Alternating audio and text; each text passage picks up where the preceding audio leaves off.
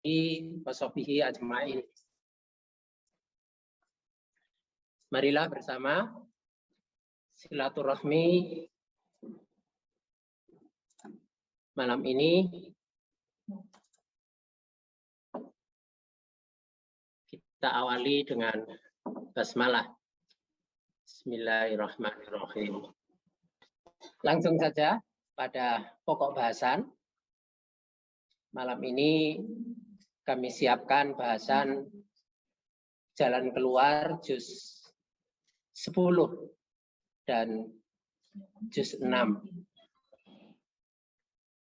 Didasarkan pada halaman ke-13 dan halaman ke-14 dan 15 dari juz 10 dan juz 6 yang kedua-duanya mempunyai 15 ayat sehingga jalan keluarnya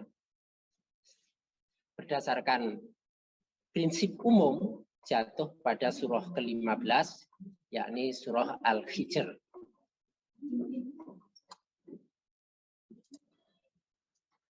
Surah Al-Hijr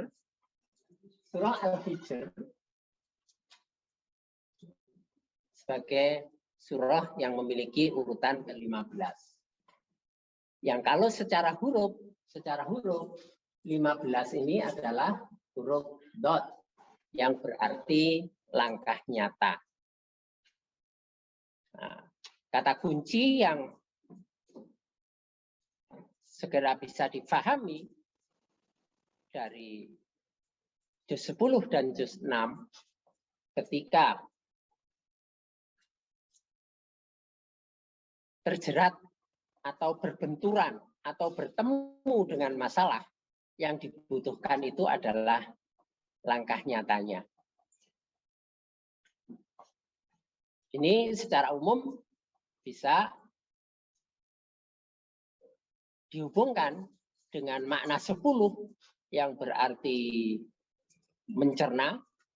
Bisa saja prosesnya itu menjadi sangat lama. Sedangkan 6 itu terlalu banyak menghubung-hubungkan satu situasi dengan situasi yang lainnya, variabel satu dengan variabel lainnya. Sehingga yang dibutuhkan segera melakukan langkah nyata yang nanti sifatnya spesifik langkah nyata ini. Hanya saja langkah nyata itu tidak sembarangan karena kode atau prinsip langkah nyata menurut Quran didasarkan pada jumlah huruf dot pada Al-Quran yang sebanyak 1682 kalau dipadat menjadi 17. 17 kalau dilarikan ke huruf jatuh pada huruf dot yang berarti kebenaran atau pendekatan pada kebenaran. Nah, ini menunjukkan ya kebenaran yang sejati itu katakanlah nilainya 10. Ya bisa saja orang itu misalnya nilai 8 itu sudah masuk dikatakan benar. Tapi kalau sudah di bawah 6 itu ya terlalu jauh dari kebenaran. Tidak mesti orang itu pada presisi, pada ketepatan seluruhnya untuk bertindak secara benar. Karena itu tetap ada gradasi antara benar, lebih benar, paling benar, itu ada. Sampai pada tingkat puncak. Karena itu sifatnya pada kebenaran atau mendekati kebenaran. Ketika tidak tahu kebenaran yang sejati, yang sesungguhnya, tetapi ketika orang mengambil keputusan, itu bisa saja terus mengambil jalan yang paling dekat pada kebenaran itu yang mana? Nah, secara syariah ini diperbolehkan. Ini diperbolehkan. Seperti ketika Umar bin Khattab dan Ibnu Mas'ud sama-sama butuh mandi, padahal tidak ditemukan air. Kebenaran yang diketahui ialah kalau wudhu itu dengan tayamum. Tayamumnya wudhu ya dengan meletakkan tangan ke tanah, ke debu, kemudian mengusapkan ke muka, langsung ke telapak tangan, jari-jari, enggak sampai ke sini, enggak sampai ke siku. Nah, kebenaran yang tahu itu. Tapi kebenaran untuk mandi besar ketika tidak ada air, tayamumnya itu seperti apa? Nah, akhirnya dua orang ini kan ya berbeda pengambilan keputusan, Kalau Umar mengambil keputusan dengan ro'yunya, dengan pikirannya, kalau wudhu itu dengan mengusap muka dan tangan, ya kalau gitu, kalau tayamumnya mandi ya bergulung-gulung di pasir. Sedangkan Ibnu Mas'ud menunggu, tidak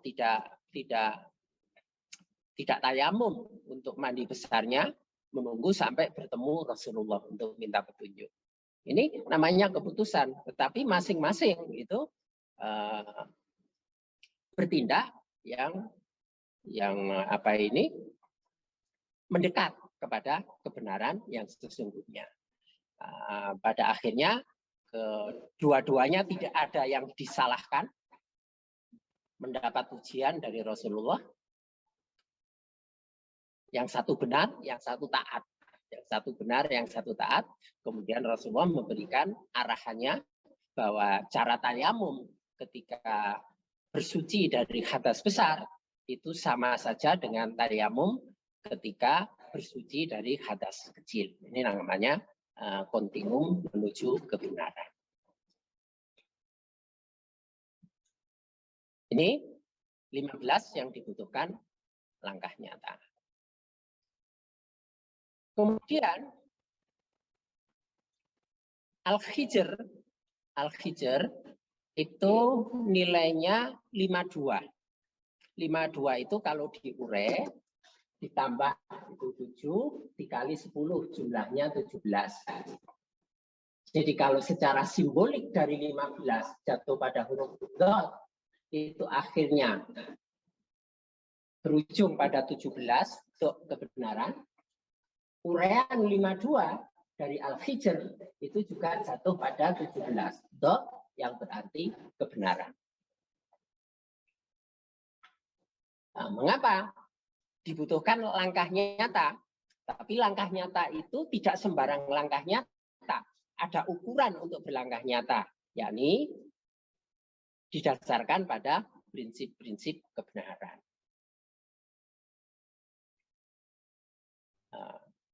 Hanya kebenaran itu juga harus ditegaskan kebenaran yang mana. Setiap orang bisa punya kriteria kebenaran, tetapi karena kita sedang membahas Al-Quran, 17 ini adalah padatan dari 6236. 6236 itu jumlah seluruh ayat Al-Quran. 6 tambah 2 tambah 3 tambah 6, ini 17. Jadi kebenaran yang sejati yang diharapkan menjadi prinsip langkah nyata menyelesaikan masalahnya bagi juz 10 dan 6 itu adalah kebenaran Qur'ani. Mengapa diperlukan kebenaran Qur'ani? Ini ada sebab atau ada pemicu yang berbeda antara juz 10 dan 6. Ya, selisih dari dari sumber penyebabnya saja. Tapi kalau secara umum gangguannya itu sama, ada gangguan. Kebenaran itu bagi juz 10 diperlukan ketika ia kesulitan menghadapi berbagai urusan yang banyak. Mengapa? Karena penonjolan sifat dari juz 10 itu 49 Al-Hujurat. Al-Hujurat itu kamar-kamar, bidang-bidang yang banyak. Karena itu ada kecenderungan, karena ini penonjolan sifat. Juz 10 itu biasanya ya coro kasare itu sok sibuk, tapi ya sepurone sebenarnya enggak sok sibuk. Ya memang banyak urusan gitu. Yang diurusi itu banyak karena berbagai bidang. Seolah-olah semua itu mau ditangani semua. Nah, itu kan apa itu bisa menimbulkan kesulitan tersendiri. Ketika banyak dia harus kemudian muncul dalam waktu yang bersamaan. Itu kan akhirnya harus mengambil keputusan. Sebagian itu harus ditinggalkan, sebagian dipilih. Nah, ukurannya pilihan itu adalah kebenaran. Tidak jauh berbeda sebenarnya dengan juz 6. Kalau juz 6 ini ketika kesulitan menghadapi orang. Kesulitan menghadapi orang. Karena penonjolan sifat juz 6 itu 37. 37 itu as-sofat yang bersop-sop. Bersop-sop menimbulkan jumlah yang banyak. Nah, yang dihadapi apa? Umumnya ya orang. Kalau yang bersop ini apa itu di Quran itu merujuk pada malaikat. Untuk konteks dunia itu yang dihadapi orang itu ya orang. Juz 6 itu akan kesulitan ketika menghadapi banyak orang. Nah, siapa orang ini? 6 itu binatang ternak. Binatang ternak itu mesti butuh apa? Pemilik ternaknya itu apa namanya? Peternak sebagai pengasuhnya, pengayomnya, penggembalanya, ya, butuh penggembala. Yang ngingoni itu, yang ngingu itu butuh. Ya, binatang ternak itu butuh penggembala. Nah, terus yang menawarkan diri sebagai pengembala itu sangat banyak, kan dia bingung. Terus yang diturut itu yang mana? Nah, ini kesulitan menghadapi orang. Kalau menggunakan bahasa apa ini? Falsafah personalisme. Manusia itu banyak menghadapi pengintroduksi apa ini? Pengintroduksi kebenaran. Manusia itu supaya banyak menghadapi pengintroduksi kebenaran. Setiap orang itu mengajukan kebenarannya sendiri menurut kriteria mereka. Nilai kebenaran itu juga apa itu bisa berbeda-beda. Contoh sekarang, kalau anak remaja, menurut temannya, nilai kebaikan yang pokok itu apa? Adalah anak yang akrab, setia pada teman, banyak apa itu menghabiskan waktu berkumpul bersama teman. Nah, nilai yang diintroduksikan, diajak, diperkenalkan, diminta untuk diikuti oleh temannya itu, jadilah kamu orang yang setia pada kawan, yang banyak bergaul dengan teman. Yang lainnya itu nilainya lebih rendah, bisa dikorbankan. Ini pengintroduksi dari sisi teman. Tapi kalau ibunya, anak yang bagus itu apa? Ya anak yang banyak di rumah, yang nurut, nggak banyak main, kan begitu. Tetapi kalau seperti ini kan diolok-olok oleh temannya sebagai anak mama, padahal memang benar anak mama dia. Nah, tetapi ya itu teman mengatakan bukan anak yang baik itu, hanya di rumah saja terus nggak setia pada kawan, ya itu menjadi anak mama. Itu jelek menurut teman. Tapi menurut orang tua itu baik. Karena kamu berarti bukan anak nakal. Banyak membantu orang tua, menghibur orang tua, menyenangkan orang tua. Ini contoh. Nah, jadi dia berhadapan dengan introduksi konsep kebaikan. Nanti kebaikan menurut guru juga ada tersendiri. Menurut orang lain juga tersendiri. Menurut yang jamaah tahlil yang bagus itu orang ya yang aktif di perkumpulan tahlilan. Tapi orang yang tidak melakukan tahlilan yang bagus itu orang yang tidak mengikuti kegiatan tahlilan seperti itu. Ini namanya berbagai orang. yang menawarkan kebenarannya. Ini sering menyulitkan bagi juz 6. Jadi dia kesulitan menghadapi banyak orang yang menawarkan kebenaran. Maka perlu mengambil langkah nyata. Langkah nyata, tapi harus didasarkan pada kebenaran Quran. Persoalannya apa? Banyaknya urusan. Kemudian supaya ingin dapat kesan bahwa berhasil bagi orang juz 10. Saya bisa menangani semuanya, saya bisa memuaskan semuanya.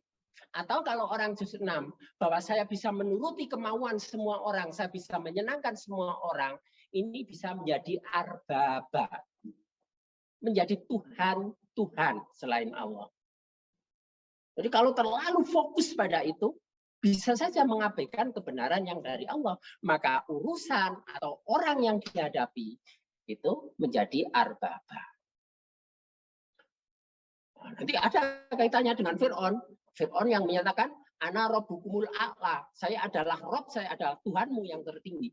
Oh, nanti ada menghadapi orang semacam Fir'aun. Itu ya bukan ketemu Fir'aun, tapi sebenarnya orang juz 10 atau juz 6 itu akan berhadapan dengan orang yang modelnya bagi dia itu akhirnya seperti Fir'aun. Maka akhirnya terus nurut gitu saja. Ini ada bahaya. Nah, nurut itu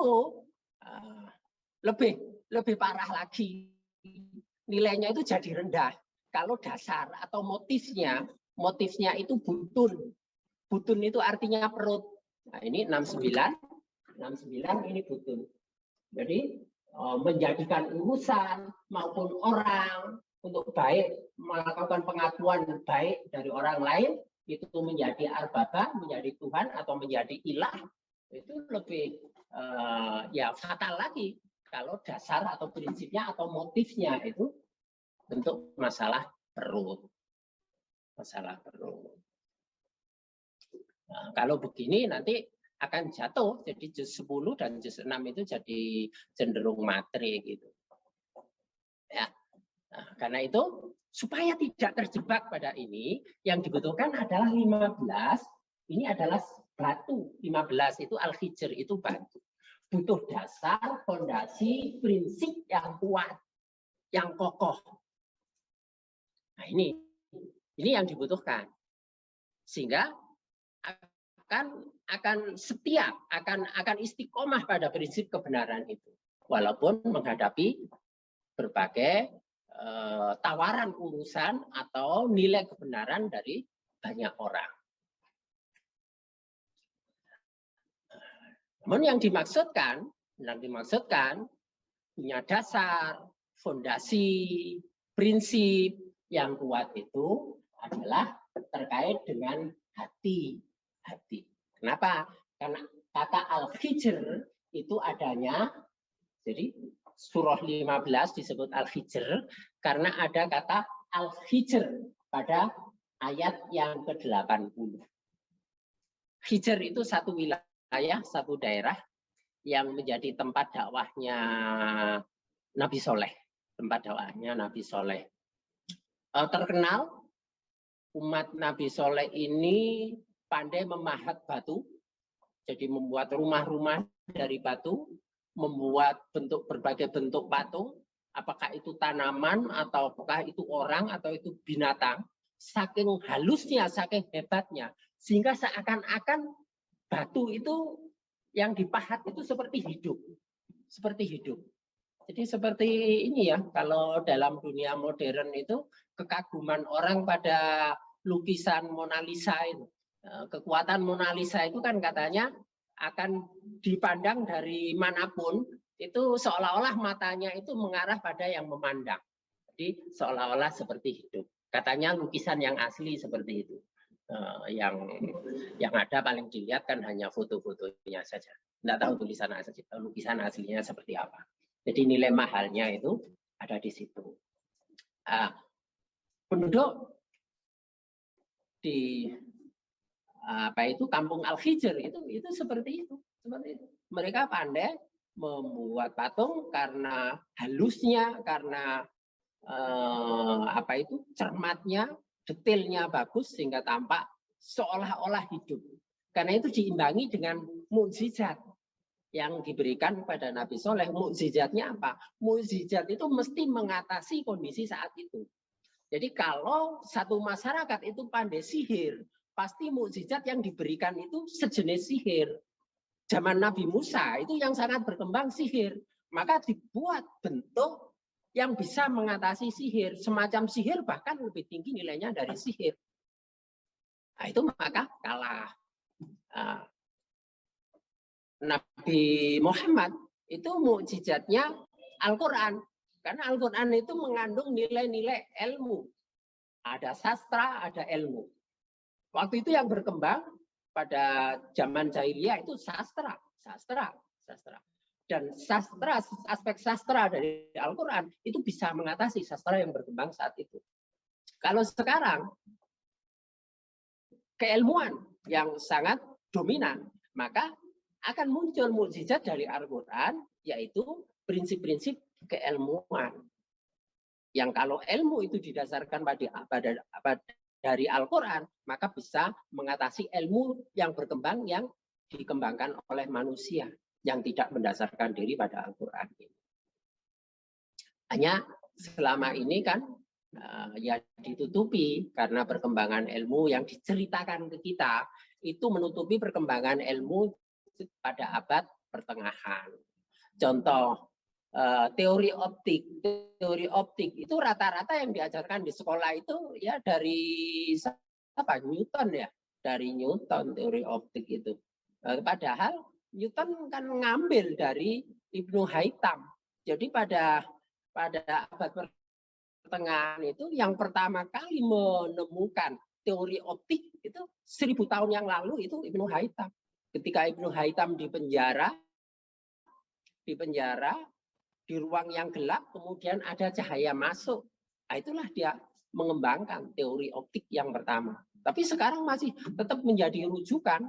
Bahkan Shakespeare atau René Descartes itu pernah membaca buku-buku itu, buku-bukunya Ibnu Haytham. Nah, itu ilmu yang didasarkan dari Quran itu sebenarnya banyak ditutupi. Ini jadi sifat mukjizat itu seperti itu. Untuk ini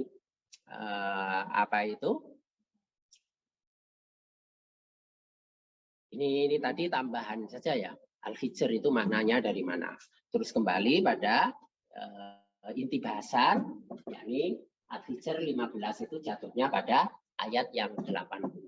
Apa ayat ke-80? Yaitu yang menceritakan di mana umatnya Nabi Saleh itu. Nah, 80 berarti 8 titik. Kalau dihubungkan ke huruf, jatuhnya adalah huruf ke-9. 8 titik. Huruf ke-8 itu dal. Kemudian ada titiknya, berarti dal, huruf ke-9. 9 itu adalah hati. Jadi punya prinsip yang kokoh, yang kuat. Hatinya. Maka ya. Prinsip pertama bagi juz 10 dan 6 untuk bisa menyelesaikan masalah dengan asas-asas kebenaran harus memiliki kekuatan hati dan kebersihan hati. Hati itu dasarnya bersih, tapi juga harus kuat. Bersih dan kuat. Nah, ini yang harus dikembangkan. Selain bersih dan kuat, karena surah 15 itu jumlah ayatnya 99 itu merujuk pada Asmaul Husna, maka juga bernilai indah. Jadi butuh hati yang bersih, kuat, dan indah. Nah, kalau ada keindahan, maka sekalipun nanti akan ada tindakan-tindakan yang tegas dalam langkah nyata, mengambil yang satu dengan meninggalkan yang lain, itu tidak akan menimbulkan kegoncangan. Jadi kalau keindahan itu diambil, maka kegoncangannya itu akan tertutupi. Sebenarnya aslinya goncang, tapi karena ada keindahan menjadi tertutupi kegoncangannya. Surah 99 kena al-zalzalah. Nah, kalau tidak ada keindahan, kegoncangannya yang muncul. Tetapi kalau keindahan yang di kedepannya, goncangannya itu akan tertutupi. Jadi orang itu sebenarnya bisa saja orang itu sakit hati, orang itu kecewa. Tapi karena caranya bagus, maka tertutupi.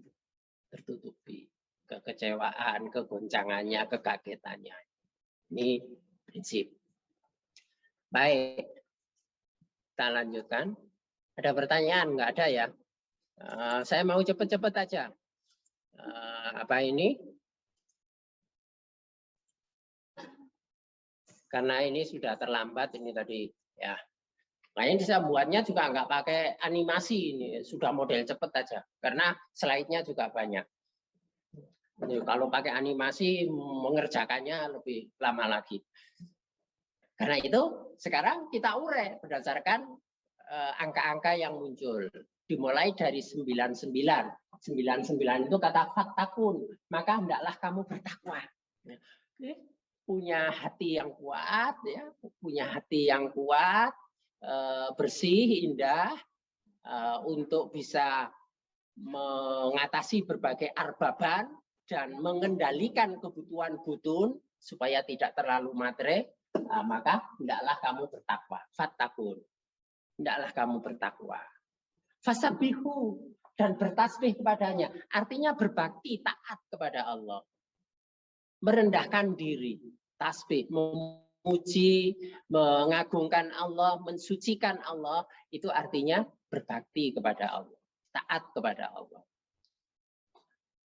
Angkanya 69. Mukhlison, secara murni, secara ikhlas. Nah, kalau dasarnya itu hatinya tadi sudah bersih, maka ya ikhlas itu akan mudah terjangkau. Berarti tidak dicemari oleh berbagai kepentingan. Nah, terutama yang bahaya tadi itu menyenangkan semua orang dan mengutamakan keperluan perut. Al-Hamid. Nah, Al-Hamid, pada yang maha terpuji.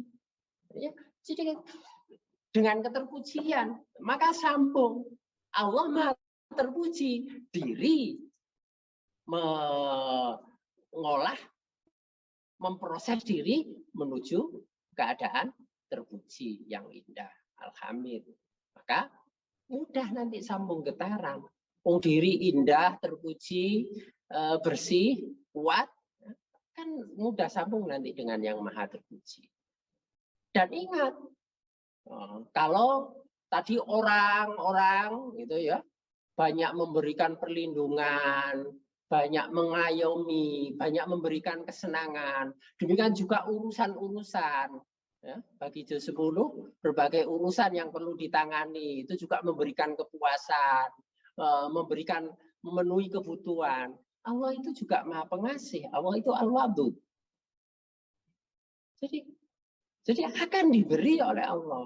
Allah itu maha pengasih, al-wadud 99. Tarjuna, yang kamu harapkan, angkanya 69. Rizkihi, karunia rizkinya.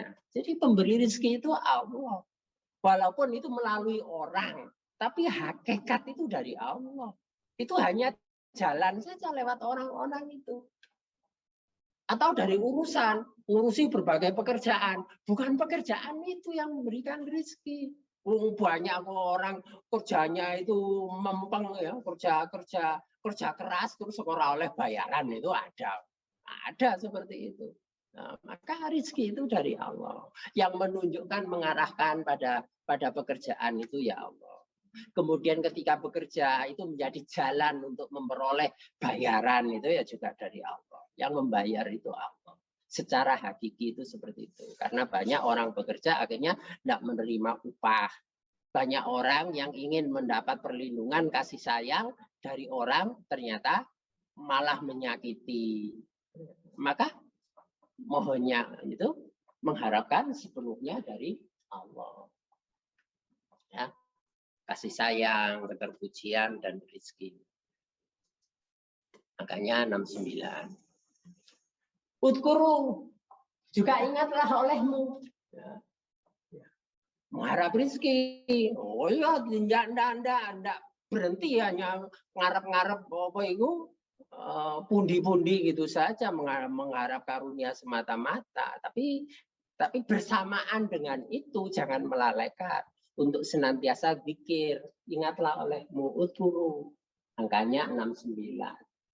Ada tiga hal berkenaan dengan zikir ini. Pertama, zikir atas kalimat-kalimatnya. Kalimatihi, angkanya 99. Kalimat-kalimatnya itu apa ya? Al-Quran. Yang mempunyai nilai-nilai keindahan. Jadi menekuni Al-Quran itu zikir. Karena itu Al-Quran itu disebut adzikr. Nah, kalau di masyarakat kadang-kadang kan mengartikan zikir itu hanya ya habis sholat wiridan, padahal wirid itu zikir yang dilanggengkan, itu yang disebut wirid. Zikir yang dilanggengkan itu disebut wirid. Itu isinya juga zikir, tapi zikir itu bukan hanya itu, bukan hanya tahlilan, terus wiridan itu. Membaca Al-Quran itu juga zikir. Mengikuti majelis taklim, majelis ilmu itu juga zikir. Itu juga zikir. Nah, karena itu perlu zikir atas kalimat-kalimatnya. Jadi diingat pesan-pesan Quran, kandungan Quran itu sebagai perangkat yang membentengi, sebagai bajunya, pakaiannya, alatnya untuk beraktivitas dan mengambil keputusan, supaya serba-serbi berbuat itu ada landasan Al-Quran, dibentengi, dibatasi oleh Quran.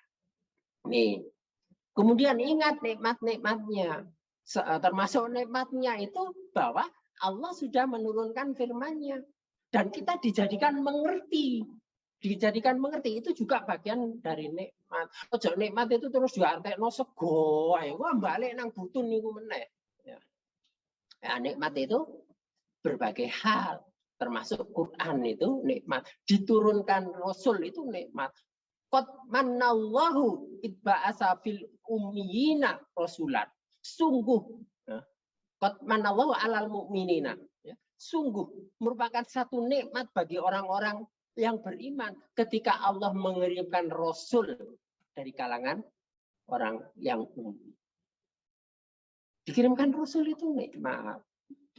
Allah menurunkan firman-Nya itu nikmat. Diberi hidup itu nikmat.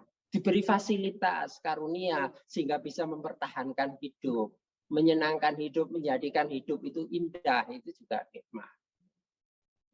Ini yang kedua. Jadi terhadap aturan Allah, hukum-hukum Allah, pikirnya itu terhadap Al-Quran, yang kedua atas nikmat-nikmatnya.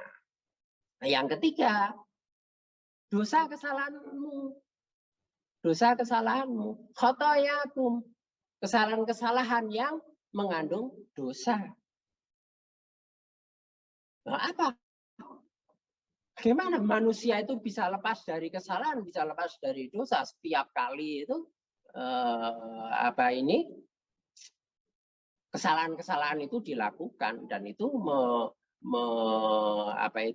menambah, mengundang atau menambah catatan dosa.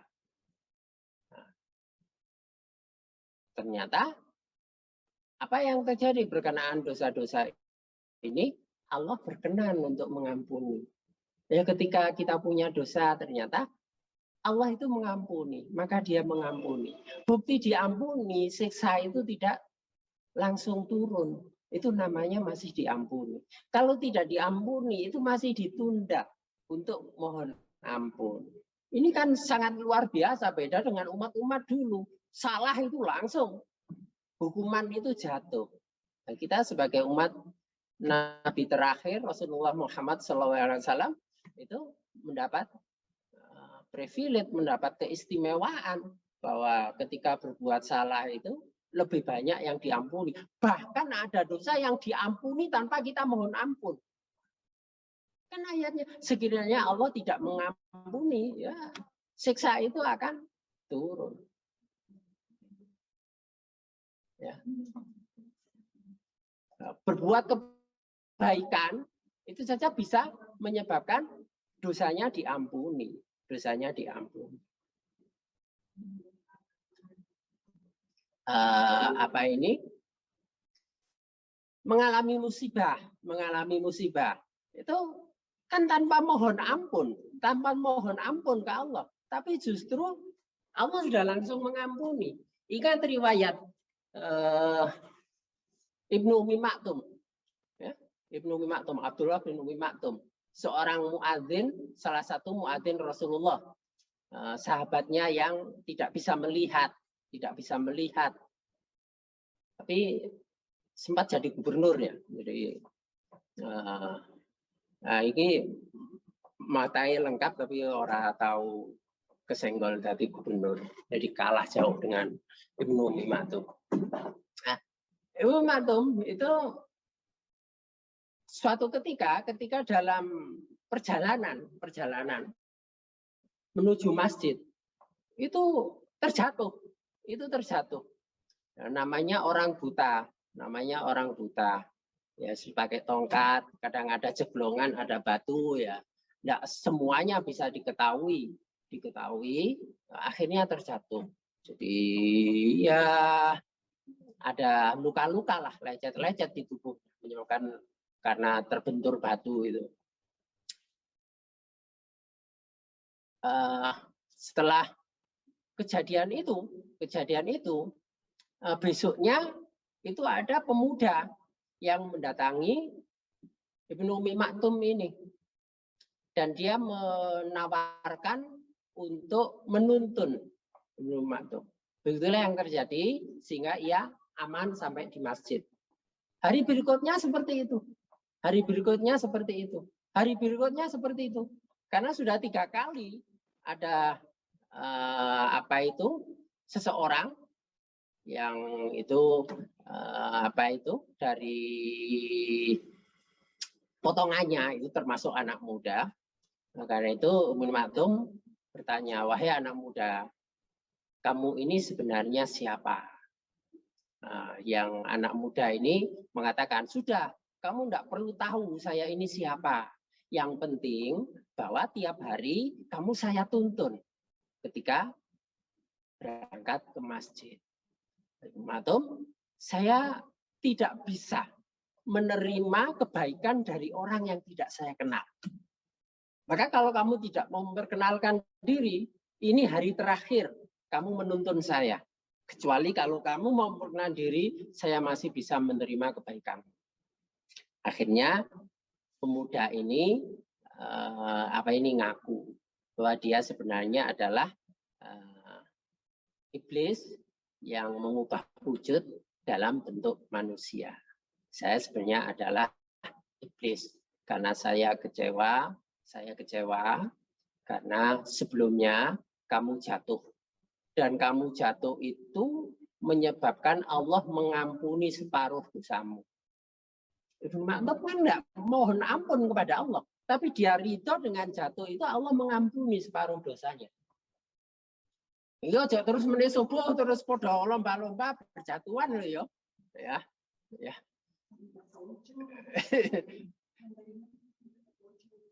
Oh iya, ada yang dari Medan yang ikut ya. Jangan ya, ojo itu jangan ya. Jadi jangan terus ngambil kesimpulan kalau begitu besok jatuh aja biar diampuni. Ya enggak. Ini kan tidak dirancang itu tidak dirancang. Jadi ridho jadi jatuh ternyata separuh dosanya diampuni. Terus aku tidak ingin yang dikhawatirkan iblis ini ialah kalau Ibnu Maktum ini jatuh lagi yang menyebabkan separuh dosanya yang tersisa akan diampuni juga. Berarti karena kamu bersih dari dosa, aku kan ya nelongso. Saya kan jadi nelangsa. Apa bahasa Indonesia nelongso itu? Jadi sedih, jadi kecewa, jadi rugi gitu. Si iblis itu. Itulah ternyata yang terjadi. Ini riwayat. Ini contoh bahwa Allah itu sudah akan mengampuni dosa kesalahan kita tanpa kita mohon ampun. Dalam kasus ini ialah ridhonya Ibnu Maktum jatuh ketika dalam perjalanan ke masjid. Bahwa dia ridho, besoknya tetap berjalan. Ya kalau nggak ridho, waduh ini nang masjid kemarin ke masjid jatuh ya, sudah nggak usah ke masjid lagi ya. Ini namanya nggak ridho, itu tuh dendam itu. Ya, nah ini. Nah, dengan 3 itu, zikir 3 itu agar kamu bersyukur. Supaya kamu bersyukur, tashkurun, angkanya 99. Dari awal tadi kalau dijumlahkan, jumlahnya 1137. 1137. Wasna'il fulka bi'ayunina wa wahyina wala tukhatibni fil ladina dhalamu innahum mughraqun. Nah, ini kan satu prinsip yang luar biasa ini ayat ini. Dan buatlah kapal itu, buatlah bahtera itu, alfu wasna. Buatlah bahtera itu. Bi'ayunina, dalam pengawasan kami Allah. Jadi perbuatannya itu dalam pengawasan Allah. Wawahyina, dan menurut arahan Allah dengan petunjuk Allah. Ini kan luar biasa. Berbuat dalam sudah diawasi Allah, dilindungi Allah, diarahkan Allah. Petunjuk Allah. Nah, ini kan prinsip yang karunia yang sangat besar ini. Kalau mengikuti ketentuan-ketentuan, senantiasa berpikir terhadap 3 hal itu dan bertakwa sebelumnya tadi itu dengan berbakti kepada Allah. Nah, terus ada sisi yang lain. Nah, sudah berkenaan dengan orang lain yang tadi itu menjadi arbaba, yang tadi itu menjadi Tuhan selain Allah, ya sudah. Nggak usah dipikirkan. Dan janganlah engkau bicarakan dengan aku tentang orang-orang yang itu. Mereka orang-orang zalim, ya sudahlah. Biarkan aja. Kalau dia enggak sejalan dengan kamu, ya tinggalkan aja. Terus enggak usah diurus. Innahum mughraqun. Sesungguhnya mereka akan ditenggelamkan. Enggak akan bermanfaat mereka itu. Nah, ini surah 11 ayat 37. Sudah, ringkas saja. Nanti direnungkan sendiri makna yang lebih jauh. Ya. Terus lanjut. Waktunya habis ya? Oh iya, masih ada. Jamnya juga masih ada, itu masih nempel di tembok jamnya, ya. Ya dulu kalau Pak Munadi itu tanyanya kan gitu. Jamnya masih ada ya? Jam ada Pak, masih nempel di situ. Rodu bersikap ridholah, angkanya 52. Ya, untuk yang baru itu ro itu huruf ke-10, dot itu huruf ke-15, pau itu huruf ke-26, alif huruf ke-1, jumlah seluruhnya 52. Bersikap ridho. Yakdiru, yaitu ketika dia Allah menyempitkan rezeki. Yakdiru itu di surah 13 itu ayat keberapa itu ya? Surah 13. Biasanya ingat kalau begini itu malah lupa. Surah Allah meluaskan rezeki untuk siapa yang dikehendaki, wayak biru, dan Allah menyempitkan siapa yang dikehendaki. Jadi ada kalanya mengalami. Sebenarnya semua mengalami, tapi ini kan ditujukan pada juz 10 dan 6. Yang kalau ketika disempitkan rezeki ini rupanya sangat nelongso, kembali nelongso lagi, nelangsa tadi. Sangat tertekan. 10 dan 6 itu ketika disempitkan rezekinya. Padahal sekali waktu itu mesti mengalami. Sebab bagaimana orang bisa merasakan nikmatnya keluasan rezeki kalau tidak pernah mengalami sempit rezeki? Hikmahnya kan di situ. Bagaimana orang bisa merasakan nikmatnya sehat kalau dia tidak pernah merasakan pedihnya sakit? Bagaimana orang bisa merasakan bahagianya ketika dompetnya tebel kalau tidak pernah mengalami ternyata dompetnya isinya hanya selembar 1.000 atau selembar 1 butir apa itu kericik 500-an ya. Untuk beli rokok aja nggak bisa ya. Apalagi punya dompet tok isinya hanya foto dan KTP kan ngenes itu ya. Ada saat-saat seperti itu. Lalu apa pesannya? Tattakhidu. Hendaknya kamu tetap mengambil. Tattakhidu angkanya 52. Tattakhidu. Tattakhidu. Sabilan as-sabil. As-sabil. As-sabila. As-sabil.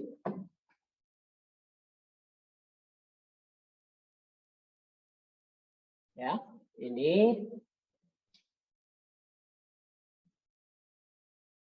mestinya enggak ada alifnya ini. Artinya sejumlah jalan. Artinya sejumlah jalan. Artinya sejumlah jalan. Sejumlah jalan. Karena berarti ada berbagai pilihan. Berbagai pilihan. Tapi ukurannya apa? Ma'rufan yang baik. Ma'rufan yang baik. Yang baik. Untuk apa?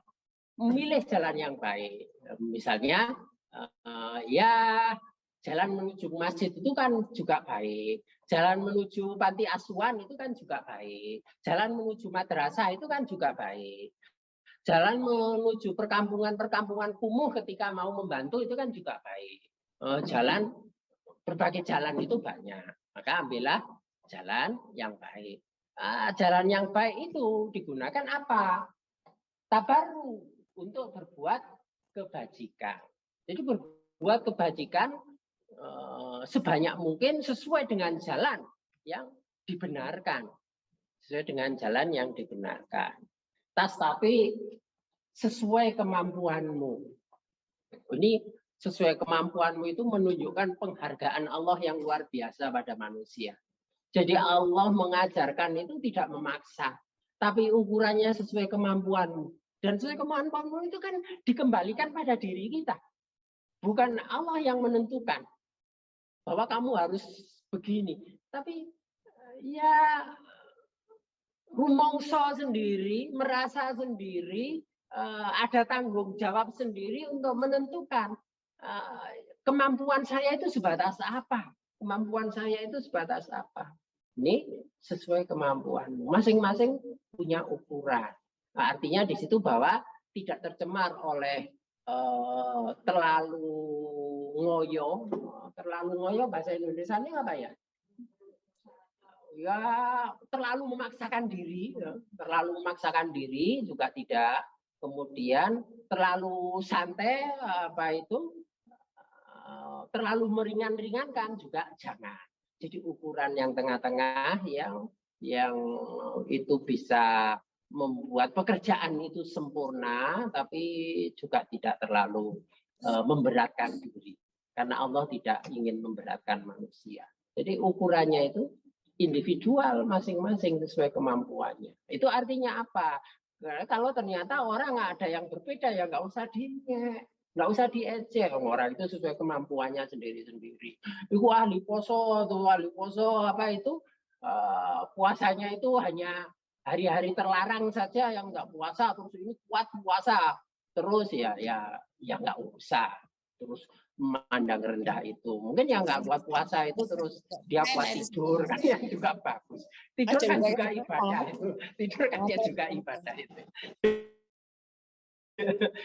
Tidur itu juga ibadah, makan itu juga ibadah. Buktinya makan itu diperintah. Makan itu diperintah. Wakulu, makanlah kamu. Jadi makan itu ibadah. Jadi termasuk jalan yang baik untuk beribadah salah satunya itu makan. Kalau manusia tidak makan itu ya mendolimi dirinya sendiri. Tidur, Allah menjadikan siang untuk berusaha, itu bekerja itu juga ibadah. Kemudian Ja'ala laila. Ini mahal. Ini mahal, ini 1 juta. Oh iya. Ya. Bukan.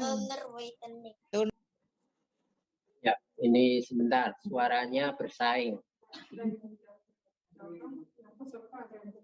Ya suaranya bersaing, makanya kan bisa dikendalikan oleh host mestinya.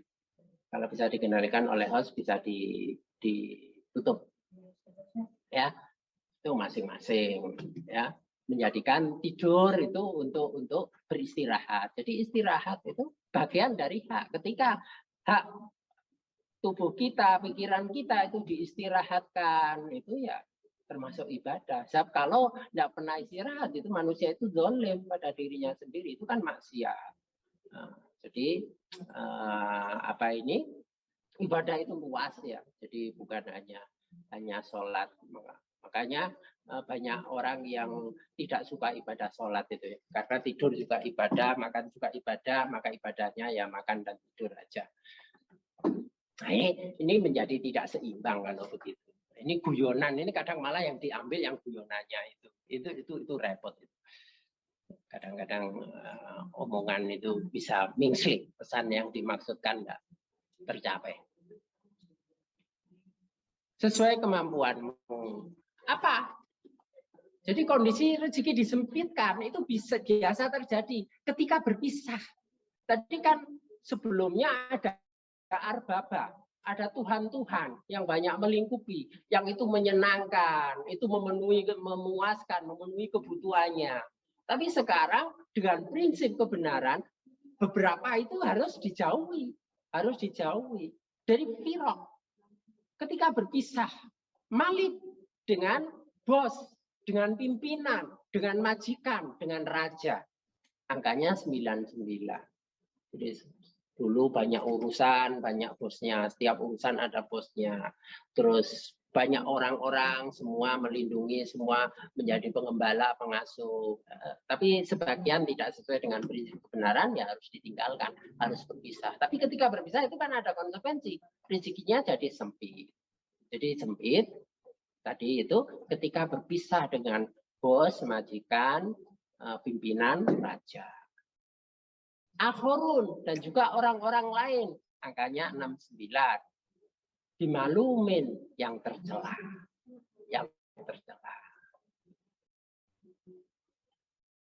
Nah, ini nanti ada rinciannya tersendiri itu.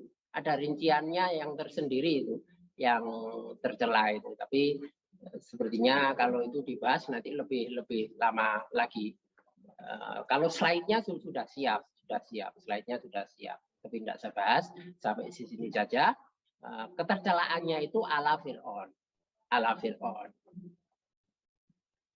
Fir'aun itu perbuatannya tidak semuanya negatif dalam pengertian perlakuan terhadap orang. Ya, perlakuan terhadap orang itu tidak semuanya negatif. Karena Fir'aun itu dikenal sebagai raja yang sangat peduli terhadap rakyatnya. Jadi pikirannya segala daya kemampuannya itu banyak dikerahkan untuk kesejahteraan rakyatnya. Fir'aun itu seperti itu. Hanya saja itu diraih dengan memperbudak golongan yang lain. Kalau umat Kipti, golongan Kipti dari suku Kipti itu disejahterakan oleh Fir'aun, tapi Yahudi itu dijadikan budak. Jadi di satu sisi Yahudi ini yang ditindas oleh Fir'aun, ditindas untuk mensejahterakan kaumnya, kaum Kipti. Jadi dari sisi kepeduliannya terhadap kaumnya itu sangat luar biasa Fir'aun itu. Cuma ya itu caranya semena-mena terhadap orang-orang Yahudi yang berbeda ini. Nah, karena itu melihat orang jangan hanya satu sisi saja. Mungkin saja kalau orang melihat pada Fir'aun, dilihat pada kebaikannya terhadap kaumnya, ya akan dinilai Fir'aun itu baik. Padahal kalau dilihat keseluruhan akhirnya bernilai buruk. Itu perbuatan tercela. Mensejahterakan orang lain kok dengan menindas yang lainnya. Ini kan nggak fair. Nah, yang bagus itu kan kalau ya semua disejahterakan bersama-sama, itu namanya adil. Nah, kalau melihat pada satu sisi aja akan ternilai baik. Karena itu perlu hati-hati untuk menilai seseorang atau menilai urusan. Nah, padahal Fir'aun ini sebenarnya secara hakiki dia menimpakan kepadamu tusibanna, yang menimpakan kepadamu bihomin dengan kesedihan. Tusibana 99, bihomin angkanya 69. Kesedihan itu apa? Kesedihan itu sebagai beban. Orang sedih itu kan terbebani. Itu sebagai beban. Saya lanjutkan ya. Dengan menahan diri, siam. Siam itu puasa. Puasa itu menahan. Ya. Jadi pengendalian diri itu perlu dikembangkan oleh juz 10 dan juz 6 supaya ya tidak terlalu apa ya, tidak terlala sampai terlalu gelo itu loh, gela tidak terlalu gela ya, tidak terlalu gelo, tidak terlalu rugi, tidak terlalu merasa rugi ketika berpisah dengan orang-orang yang sebenarnya ala Fir'aun ini, orang-orang tercela yang ketika berpisah itu menyebabkan sempitnya rezeki. Ya, misalnya saja dulu banyak berkenalan dengan orang, semuanya memberikan kebaikan, kan yang diperoleh banyak. Dan juga dulu banyak pekerjaan, banyak urusan. Sekarang sebagian urusan yang tidak benar ditinggalkan, kan ya juga apa itu menyusut. Nah ini supaya tidak terlalu gela itu tadi ya, gelo. Nah, tetap menahan diri. Kalau tidak, dulu saya suka maksiat ya, masih ya campur aduk antara yang hak dan yang batil. Maksiat masih dilakukan, rezeki kok lancar. Begitu saya hijrah mempeng, jadi penuh hanya kepada Allah, itu kok terus malah rezeki seret ini. Kembali lagi aja wis balik meneh. Itu kalau enggak bisa menahan diri kan gitu. Dulu belum hijrah itu kok serba gampang, semuanya enak. Ini setelah hijrah itu kok malah sempit terus enggak tahan balik meneh. Kembali lagi. Nah, itu pentingnya latihan dengan menahan diri atau puasa ini. Supaya sampai pada terbentuknya yang sejati, ada kemampuan kontrol diri yang kuat, menahan diri dari hal-hal yang tidak sesuai dengan syariat. Nah, itu salah satu caranya itu berlatih dengan puasa secara fisik ya, untuk mengendalikan dorongan makan dan seksual serta pandangan serta pendengaran yang tidak diperkenankan. Ini latihannya seperti itu. Nanti diperluas pada berbagai keinginan. Dengan membawa prinsipnya apa? Tawakaltu, aku bertawakal. Jadi kalau ada saat-saat tertentu rezeki kita itu disempitkan, ya sudah ridho, menahan diri dan tawakal. Nah ini yang dipesankan bagi juz 10 dan 6. Tapi pelajarannya juga bisa apa itu diserap oleh juz yang lain. Meskipun omongannya begini apa itu ditujukan pada juz 10 dan juz 6, yang lainnya yang juznya bukan 10 dan 6 juga banyak yang merasa oh iya itu kena.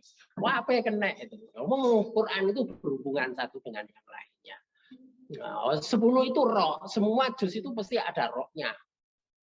6 itu hak, semua juz itu pasti ada haknya. Jadi ya kena. Hanya ini kan secara apa itu fokus berarti yang dominan ini terutama akan mengena pada juz 10 dan juz 6. Tapi pelajarannya bisa diambil oleh juz yang lain. Oke. Uraian yang kedua itu jumlahnya 1298. Itu mulai dari mana? Setelah tadi kan 1137 ya.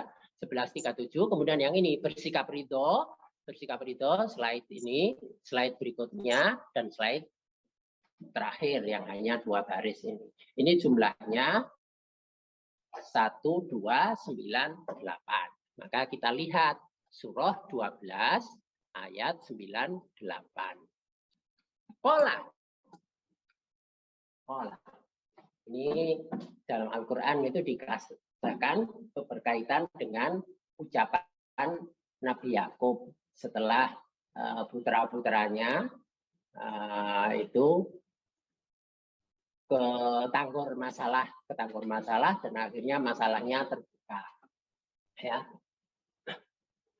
Sebelumnya dia berbuat salah, tertutupi. Tapi pada akhirnya terbuka. Terbukanya setelah ketemu Yusuf yang dikira sudah meninggal atau apa ternyata masih hidup, bahkan menjadi penguasa di negeri Mesir. Qala saufa astaghfiru lakum rabbi. Ya. Karena sebelumnya saudara-saudara Yusuf itu kan memohon, wahai ayah kami, mohonkanlah ampunan untuk kami atas dosa-dosa kami. Sesungguhnya kami adalah orang-orang yang bersalah. Nah, lalu dijawab oleh Nabi Yakub ini, aku akan memohonkan ampunan bagimu kepada Robbu, kepada Tuhanku. Sungguh Dia Maha Pengampun dan Maha Penyayang. Innahu huwal ghafurur rahim. Nah, itu yang dilakukan itu akan menjadi jalan untuk memperoleh pengampunan Allah. Nah, kalau ketemu dengan orang-orang yang soleh, orang yang soleh itu juga memohonkan ampunan. Ketika kita hijrah, malaikat tahu, malaikat juga memohonkan ampunan. Oh, yang berdoa malaikat Iya, yang berdoa malaikat Ya, iya, ini lupa ini kalau banyak yang nggak Jawa ya. Iya. Padahal kalau orang Jawa bilang nggak Jawa itu maknanya lain. Kok dikatakan nggak Jawa ya? Bukan orang Jawa. Ya, apa itu? Anak yang tidak berbakti pada orang tua itu tidak mau membantu itu dikatakan nggak Jawa. Jadi anak yang betik, nakal itu dikatakan nggak Jawa. Jadi ada makna yang luas, ada makna yang sesuai konteksnya seperti itu. Bahasa itu mesti disesuaikan dengan konteks. Jadi akan mendapatkan ampunan dan orang-orang yang soleh, orang-orang yang dekat, orang-orang yang baru itu nanti juga memohonkan ampunan. Malaikat juga memohonkan ampunan. Nah, ini kalau slide yang saya katakan, yang tidak akan saya tayangkan ini tadi, itu maka penting bagi juz 10 itu untuk melihat teman, siapa dari kalangan orang kafir, siapa yang musyrik, siapa orang dari kalangan orang-orang yang mendapat petunjuk. Itu perlu kecermatan untuk melihat. Cuma slide itu tidak saya sampaikan di sini. Nah, kemudian di jumlah 1298 ditambah jumlah yang awal tadi 1137, maka jumlahnya 2435. 2435. Sekarang kita lihat bunyi atau isi surah 24. Surah 24 ayat 35. Allah nur samawati wal ard, masalun nurihi kamiskah, fiha misbah, al-misbahu fi juzaja, ajuzadahu ka'annahu kaban durriyun yuqadu min syajaratin mubarakah. Zaitunah la syarqiyah wala gharbiyah ila akhir ayat, ya. Allah pemberi cahaya kepada langit dan bumi. Allah memberi cahaya pada langit dan bumi. Perumpamaan cahayanya seperti satu lubang yang tidak tembus, yang di dalamnya ada pelita besar. Yang di dalamnya ada pelita besar. Ini satu perumpamaan yang indah, ya. Pelita itu dalam tabung kaca, bijujazah. Tabung kaca itu bagaikan bintang yang berkilauan, yang dinyalakan dengan minyak dari pohon yang diberkahi, yaitu pohon zaitun yang tumbuh tidak di timur dan tidak pula di barat, yang minyaknya hampir-hampir menerangi, walaupun tidak disentuh api. Cahaya di atas cahaya, nurun ala nur. Allah memberi petunjuk pada atas cahayanya bagi orang-orang yang dikehendaki. Ini penegasan. Maka hidupnya itu senantiasa dalam petunjuk Allah. Kalau menempuh jalan seperti tadi, Allah memberi petunjuk pada orang. Kalau menempuh jalan tadi, maka akan masuk pada orang-orang dikehendaki dalam petunjuk Allah, yang mendapat cahaya Allah. Dan Allah membuat perumpamaan bagi manusia, dan Allah mengetahui segala sesuatu. Ya, Allah membuat perumpamaan dengan petunjuk itu, maka setiap perumpamaan itu nanti bisa dipahami secara benar. Nah, kalau tidak, ya salah mengartikan perumpamaan. Jadi kenapa enggak paham Quran, sulit memahami Quran? Ya sudah, itu aja. Apa ini?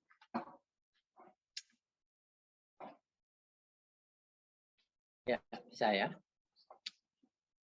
Ikuti jalan tadi itu, maka hidupnya senantiasa dalam petunjuk. Itu surah 24 ayat 35. Sekarang terakhir surah 35 ayat 24. surah 35 ayat 24. Kebalikannya ya. Kalau tadi surah 24 ayat 35, sekarang surah 35 ayat 24. Inna arsalnaka bil haqqi basyira wa nadhira wa min ummatin illa khala fiha. Sungguh kami mengutus engkau dengan membawa kebenaran sebagai pembawa berita gembira. Nah, maka rasa kegembiraan itu akan dihadirkan, akan dirasakan kalau mengikuti jalan yang tadi. Karena Rasul diutus itu untuk menggembirakan, membawa kabar gembira. Dan sebagai pemberi peringatan. Maka dia akan terus jaga dengan melalui zikirnya tadi itu. Zikir itu kan sebagai peringatan. Karena kemudian mengikuti peringatan itu jalannya benar, maka kehidupannya bahagia, gembira. Walaupun sempat sedih, sempat disempitkan tapi tetap merasa gembira. Ya. Diluaskan tapi tersiksa ya untuk apa? Karena Al-Quran juga mengatakan, kamu jangan iri terhadap mereka yang diberikan kelebihan oleh Allah dalam hal harta dan anaknya, karena sungguhnya Allah berkehendak untuk menyiksa mereka dengan kelebihan-kelebihan itu. Jadi ada orang yang tersiksa dengan harta dan anaknya, maka tidak ada artinya. Nah, ini keadaannya apapun dengan tawakal itu, maka yang diperoleh adalah kegembiraan, karena yang dibawa itu berita gembira. Nah, ini berkesan pada surah 35 ayat 24. Jadi kalau ingin hidupnya gembira, senantiasa dapat petunjuk, diampuni dosanya, makalah tempuhlah jalan sebagaimana yang diterangkan tadi. Demikian yang bisa kami sampaikan pada kesempatan ini. Saya akhiri kajian malam ini dengan hamdalah. Alhamdulillahirabbil alamin. Assalamualaikum warahmatullahi wabarakatuh. Waalaikumsalam warahmatullahi wabarakatuh.